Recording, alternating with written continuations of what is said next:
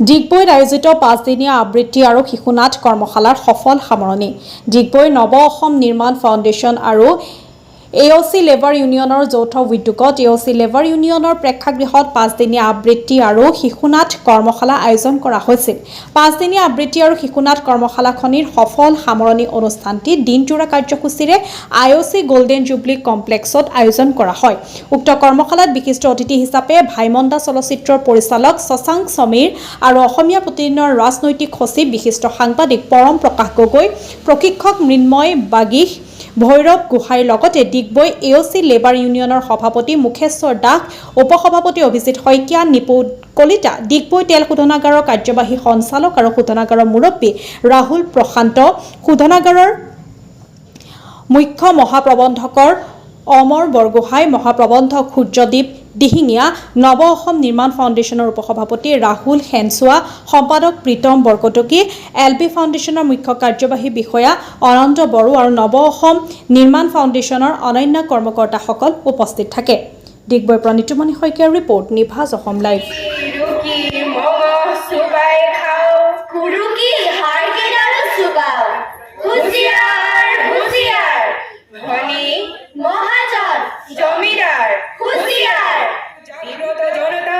নিদ্ৰাবিহীন ৰাতি, বিষ্ণু ৰাধা এতিয়া কিমান ৰাতি, বিহুৰ পথাৰত ৰৈ আছো আমি, ৰৈ আছে এইয়া মনোৰমা সখী, ৰাজপথ জুৰি নৱ উন্মেষ ধ্বনি, সেজাৰ জনৰ অবিৰাম কুৰুলি, সকলোৰ মুখত কিমান ভালকে বুজি পাইছো। সঁচাকে আমি নহ'লে আচলতে বহুতখিনি কথা আমি জানিবই নোৱাৰিছিলোঁ।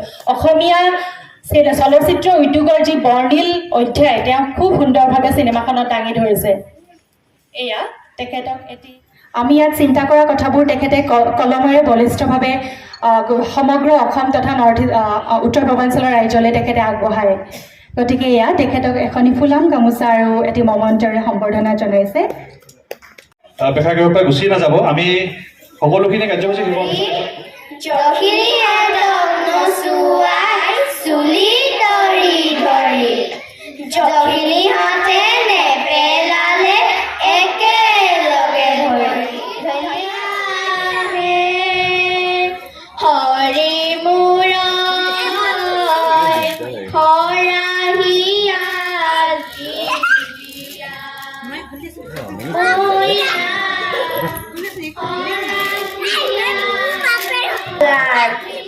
গছক মাৰি ভাঙো মই পাতি হাঁহৰ কণী, খুদা পেটত খাওঁ মই এগিলাচ পানী, মহামাৰী শেষ কৰো চেৰেপাৰ জীয়, মোৰ আগত কেতিয়াও মানুহ নহয় কিয়। ধন্যবাদ।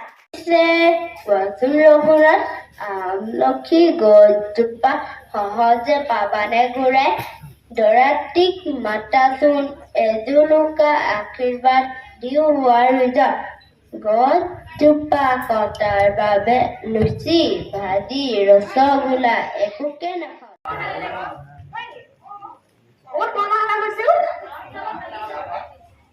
আমি দেখোন গমেই নাপাওঁ, হ'ব লাগিছিলে না, পিছে বাদ দে, আমি এনেও নাপাওঁ। চিনেমা চাব যাবি নেকি?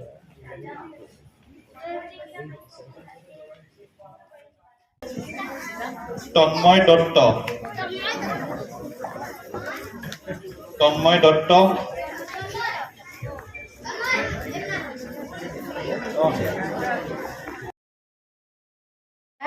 বিয়ালৈ মাতিলা, পিছে ৰভাখন দিবলৈকে আমলখি। নৱ অসম নিৰ্মাণ ফাউণ্ডেশ্যনৰ সহযোগত মানে যিটো হৈছে আৰু AOC লেবাৰ ইউনিয়নৰ সহযোগত যিটো অনুষ্ঠান হ'ল 5দিনীয়া কৰ্মশালা, গোটেই ইনিচিয়েটিভটোৰ বাবে মই গোটেই সকলোকে বহুত বেছিকৈ ধন্যবাদ জ্ঞাপন কৰিছোঁ। আৰু দুগৰাকী বিশেষকৈ স্পেচিয়েলি ধন্যবাদ জ্ঞাপন কৰিছোঁ, তেওঁলোক দুগৰাকী প্ৰশিক্ষণ দিছে এই 5 দিন।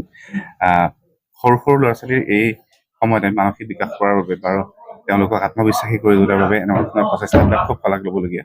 আমাৰ ভাবোঁ ডিগবৈত হোৱা এই পৰিৱেশটোৱে তেওঁলোকে যিখিনি ল'ৰা ছোৱালী 64টা ল'ৰা ছোৱালীয়ে শিকিছে, তেওঁলোকৰ ভৱিষ্যত নিশ্চিতভাৱে ধুনীয়া হ'ব। আৰু এই প্ৰচেষ্টাটোৰ জৰিয়তে ডিগবৈৰ পৰা এটা বাৰ্তা এনেকুৱা ধৰণৰ হ'ব লাগে যে অসমৰ প্ৰতিখন ঠাইতে এনেকুৱা ধৰণৰ ইনিচিয়েটিভবিলাক হওক, কিয়নো লাহে লাহে আমি দেখা পাইছোঁ। মই নিজে আৰম্ভ কৰিছিলোঁ মইনা পাৰিজাতৰ পৰা, এতিয়া মইনা পাৰিজাত, মৌমেল এইবিলাকতহে আমাৰ গোটেই বিকাশ হোৱাৰ বাবে কিবা এটা না কিবা এটাতো হৈছিলে আৰু ই বিশেষভাৱে অনাগত সময়ত প্ৰত্যেককেই ইয়াত এই ৱৰ্কশ্বপটোত থকা যিমানবিলাক ল'ৰা ছোৱালী আছে অনাগত সময়ত তেওঁলোকৰ একোজন ভাল ভাল মানুহ হোৱাৰ বাবে তেওঁলোকক নিশ্চিতভাৱে উদগনি জনাব।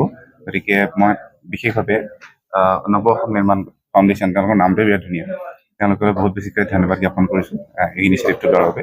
খুব ভাল লাগিলে আহি ডিব্ৰুগড়লৈ আহি তেওঁলোকৰ গোটেই অনুষ্ঠানবিলাক দেখিলোঁ, আজি চালোঁ, কবিতা আবৃত্তি, নাট এই সকলোবিলাক তেওঁলোকে কৰিছে যিকণ পাৰিছে। বিৰাট ভাল লগা পৰিৱেশ, বিৰাট ধুনীয়া হৈছে, বিৰাট ভাল হৈছে।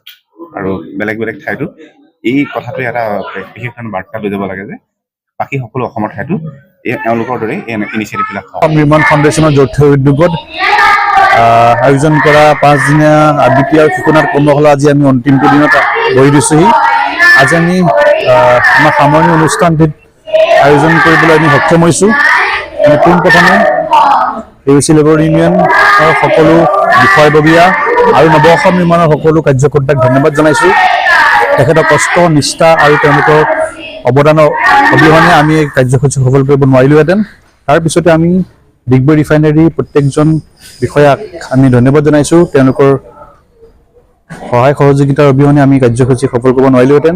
তাৰপিছতে যিসকল ছাত্ৰ ছাত্ৰীয়ে আমাৰ এই কাৰ্যসূচীত অংশগ্ৰহণ কৰিছিল, আমাৰ এই আবৃত্তি কৰ্মশালাত পঞ্জীয়ন কৰিছিল, তেওঁলোকক আমি ধন্যবাদ জনাইছোঁ। তেওঁলোকৰ উদ্যম, তেওঁলোকৰ যি উৎসাহ আমি দেখি যথেষ্টখিনি আনন্দিত হৈছোঁ আৰু আমি আশা কৰিছোঁ যে আগন্তুক দিনত এনেধৰণৰ কাৰ্যসূচীত তেওঁলোকে আমাৰ লগত জড়িত হৈ গৈ থাকিব, আমাৰ সহায় সহযোগিতা আগবঢ়াই গৈ থাকিব আৰু আমাৰ প্ৰত্যেকটো পদক্ষেপ আমাৰ যুৱ কল্যাণ আৰু অৰ্থাৎ ইউথ ডেভেলপমেণ্টৰ নামত আমি উৎসৰ্গা কৰিছোঁ। সেইখিনি পদক্ষেপত, সেইখিনি কাৰ্যসূচীত তেওঁলোকে অংশগ্ৰহণ কৰিব আৰু আমাৰ ডিগবৈৰ প্ৰতি গৌৰৱ কঢ়িয়াই আনিব।